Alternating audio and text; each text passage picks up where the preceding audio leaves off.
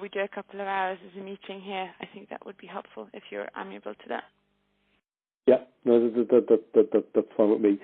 Would be helpful if you sort of run through the questions that you're thinking of now, and either I'll know them or I can direct you. There's someone else that I don't know whether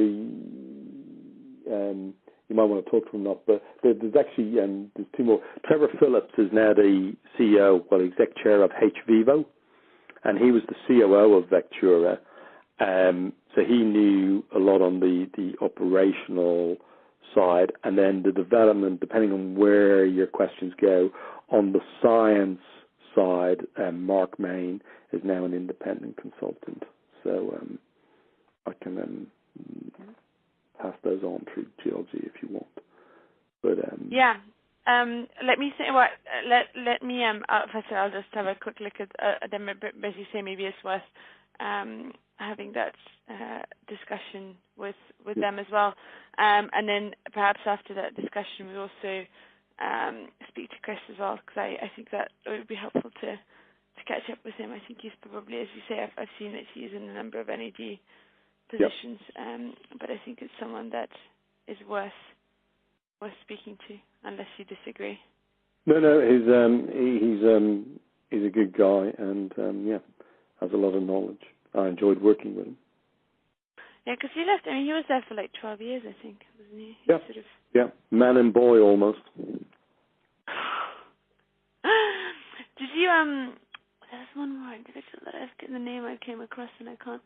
Give me 1 second. I'll let you go. But 1 second. Have you come across Frank Mandela? Actually, Frank is currently. Yeah.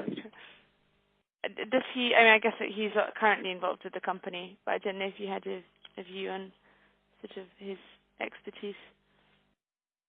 Yeah, he's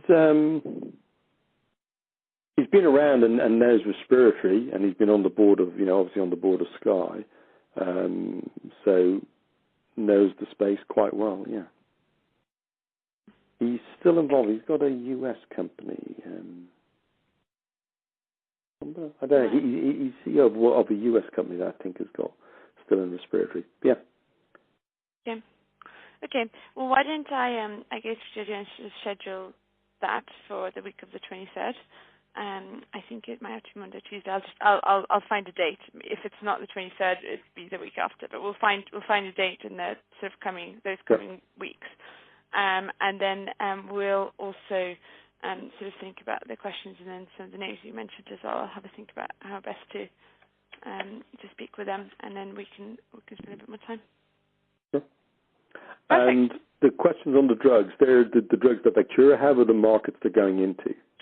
It's mostly, I'd like to get, I've got sort of what the Vectura drugs are. I'd like to probe a little bit on the Teva drugs. I don't know if there's any others. You mentioned a couple of names earlier.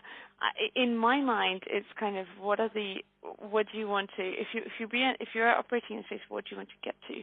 What is it that you're trying? What as you sort of step back and think to almost what we were discussing earlier, like what are you trying to achieve here? And I think that it's understanding that I'm trying to get, that it would require us to spend more time on kind of understanding the subsegments, etc.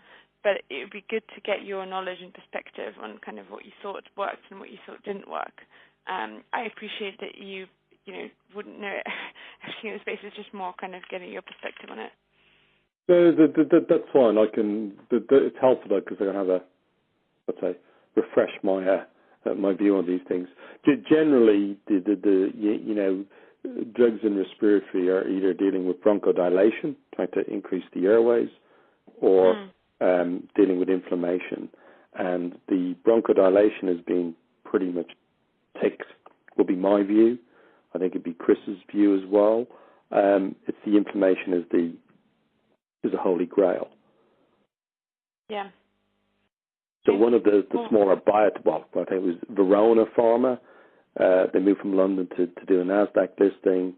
They have a drug which has good bronchodilation, and they believe that it has anti-inflammatory properties. That still remains to be seen, and a number of VCs are placing quite a big